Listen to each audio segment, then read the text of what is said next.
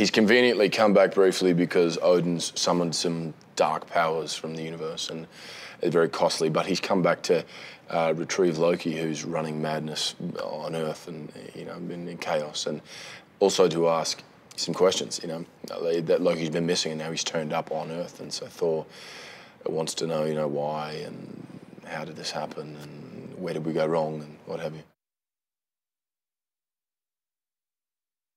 It's a different sort of arc to, you know, in Thor. He started, it was probably not more of an obvious arc. He started as an arrogant, petulant sort of kid, and by the end of it had to become a noble warrior and learn some humility. In this film, you know, he begins as a sort of noble warrior with the right intentions, but all of that is then tested, I think, in the way he, you know, decides to sort of what's more important, his family values or the protection of, you know, civilization, you know, or his personal relationship with his brother or the team he's fighting with now and has agreed to fight with. So it's sort of more subtle, I guess, but also his arc is, what's more important is the story's arc as opposed to his individual sort of journey.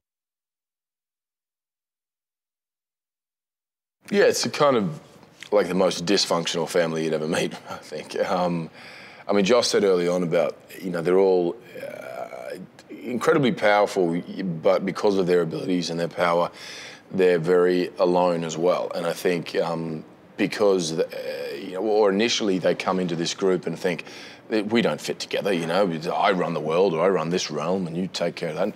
Yet, because they're so odd and, you know, unique and powerful in their own ways, they do fit together. There's some comfort in that. Finally, they kind of, I think they probably feel slightly normal in amongst this group. Yeah, he's fantastic. I mean, he started it all. He's kind of the godfather of the Avengers in a sense, you know. He had 2 films under his belt, you know, with the franchise before we had any, really. And so, yeah, there's certainly been times, you know, a few times when I've said to him, oh, how do you navigate this? Or what do you think of this? And he's very open with his advice and, you know, and helpful. But it's just a good bunch, you know. I mean, Robert is an actor, and, you know, everything he's done is incredible, and as is all of this cast. And so watching all of them work and their different styles and you know, getting everyone together in one big scene has been really exciting. In Mark Ruffalo, you don't see the Hulk, which is, I think, a perfect sort of contrast, because it's that sort of vulnerability and that, you know, fear of what's to come if he does turn into that guy. He doesn't necessarily like who that guy is, you know. It's not something that he's kind of an angry guy and then gets angry. He's this really nice kind of unassuming character. But then if pushed in the wrong direction, he, you know, turns into this monster.